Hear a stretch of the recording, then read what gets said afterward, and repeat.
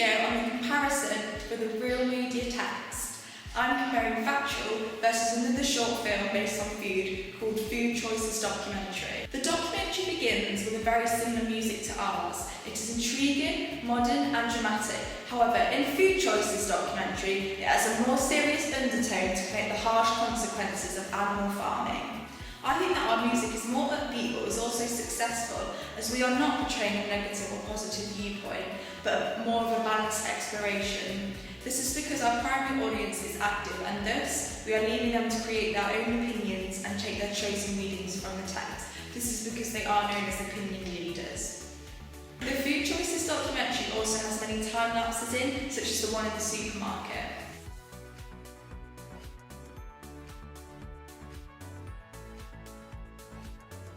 This technique worked very well in both documentaries, as it made it more cinematic and allowed us to create our own auteur style.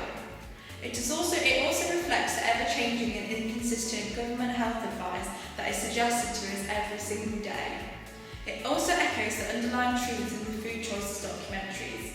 I think both of these techniques were very successful in their own ways, and I think the places where they were both filmed are very relevant to the topic and theme of the documentary, and both documentaries also used a lot of montage shots.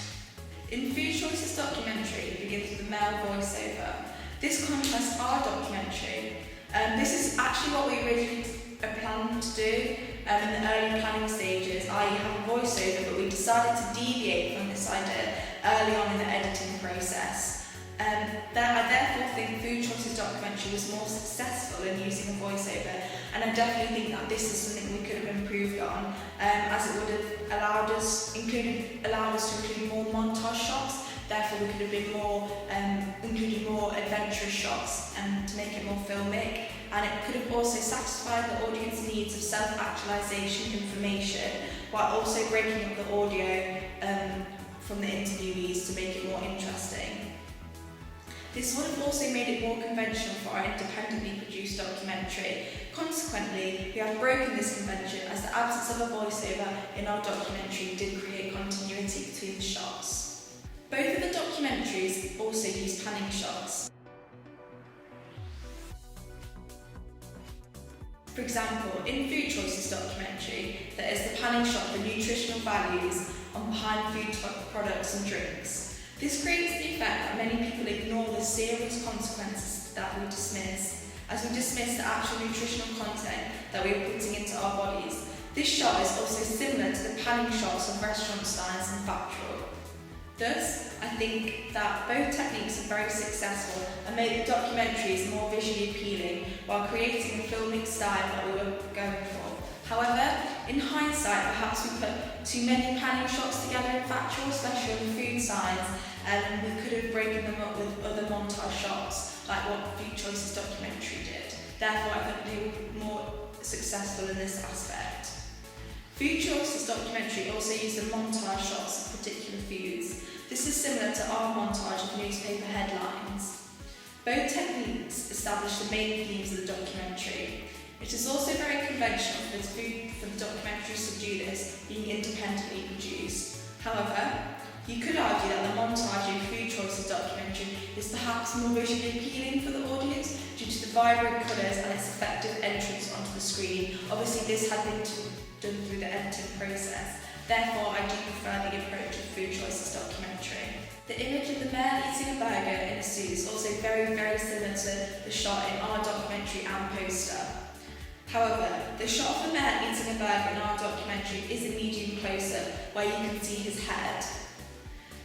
This therefore creates personal identity with the viewer. The fact that both shots feature males in a costume and a suit suggests how it affects everyone. However, in Food Choices, the male is featured in a medium shot, just here where you cannot see his face. Thus, it decreases the sense of personal identity, and therefore I think I do prefer our approach to this shot. The font in Food Choices documentary is also very similar to ours. It's usually white, featured on a black background. Both fonts are simple, yet filmic, depicting a sense of modernity, which we were definitely aiming for. This suits a sophisticated and young primary audience. However, the font in our documentary is slightly thicker due to the fact that we wanted to stand it out more on moving pictures, whereas in Food Choices they put the font on a plain background so it stood out automatically. I believe that both techniques suited the shots in the documentary. The shots of the interviewees in Factual and Food Choices are both featured in medium close-up, which connotes the honesty and importance of what they are saying.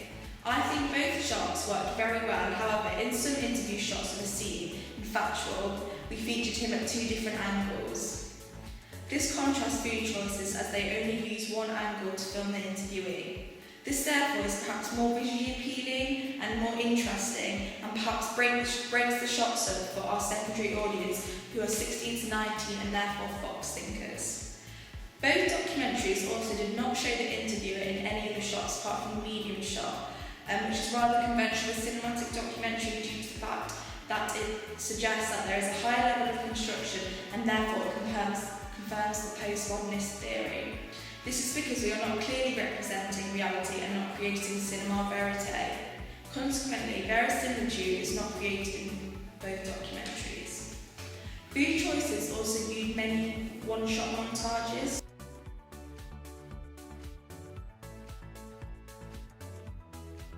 It's also slightly unconventional for an independently produced documentary. We tried to avoid this technique in our documentary by using more than one montage to improve the continuity so it didn't look random.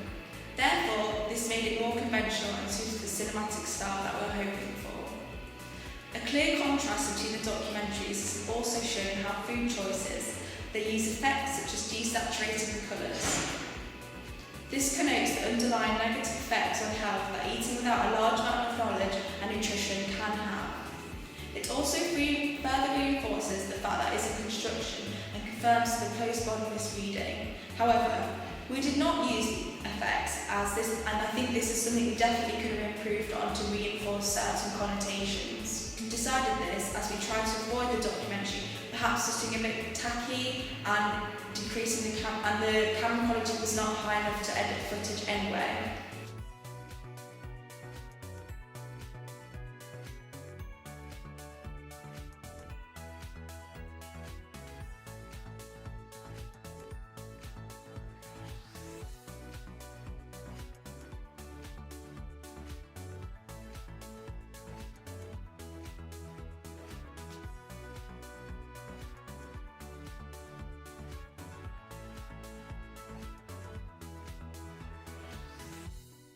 The institutional background. Food Choices is produced by New Route Films, which are an independent film production company.